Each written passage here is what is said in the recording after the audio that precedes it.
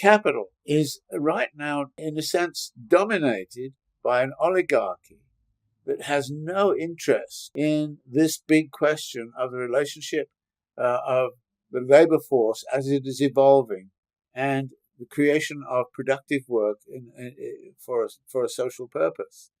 They have no interest in that. So we've got a ruling class. Right now, the big problem, it seems to me, is that there is no forethought being given, even within the capitalist class, to try to take these surpluses of capital and surpluses of labor and put them together in useful tasks. And this, of course, is always the hallmark of crisis.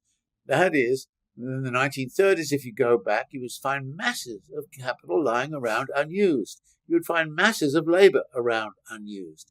And the big problem was the inability of having a kind of society, a capitalist society, and a capitalist ruling class that was prepared to somehow or other bring these back together, which is what Roosevelt was trying to do via the New Deal. And to some degree, there was some partial success in the New Deal, but essentially there was the changes that occurred through World War II and through the 1940s and 1950s, which actually got us to the situation of full employment of capital and labor once more. So the employment of capital and labor being put to those socially useful tasks. Now, my own belief is that there is so much surplus capital out there, so much surplus labor out there, that if they are put together to try to create socially useful effects in terms of, healthcare, built environment, all the rest of it, that in effect the surplus would still be there. Now, the surplus can go two ways. The surplus can either go to capital and to the oligarchy, and the oligarchy will, like the famous example of the vampire squid of Goldman Sachs with tentacles down into bloodsuckers down into the depths of society. It's either going to be sucked up by the oligarchy, or it's somehow going to be retained, but retained in such a way that would create a society where basic needs are met, because we've taken all of that surplus capital and surplus labor and put it together so basic needs are met.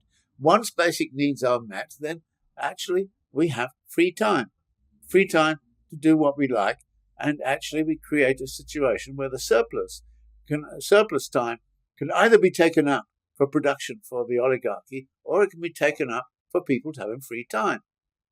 And this, it seems to me, what the socialist project should be about. It's about the production of conditions where we maximize the free time that people have.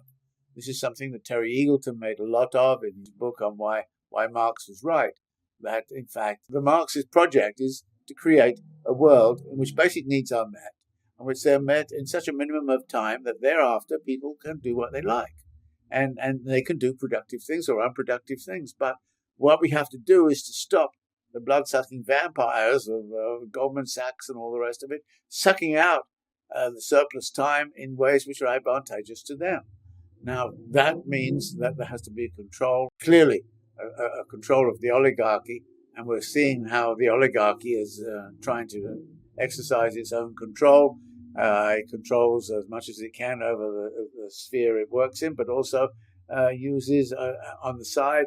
For instance, Jeff Bezos buys the Washington Post. We just find out right now that Elon Musk is trying to take over Twitter, again, control the media. So the control of the media, again, a serious issue. So what seems to me to be useful at this point is to really try to re-theorize the nature of the capitalist state, and to understand that the capitalist state is not a monolithic entity. One part of it, like the Treasury Department in particular, is aligned almost totally with the need to reproduce capital in an orderly way. And that is what the mission of the Treasury Department is.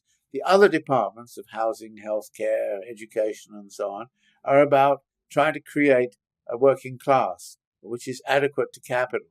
But we have to actually transform that away from adequate to capital to creating a working class which is able to use its surplus, its condition of surplus to requirements in such a way that it mops up the surplus capital in projects which are going to create a world in which basic needs are going to be met by capital and labor working together as they are right now, and eventually abolishing the class distinction in a situation where automated possibilities are taken care of, basic needs are followed up and met, and like I say, the rest of the time is totally free time for people to do whatever they want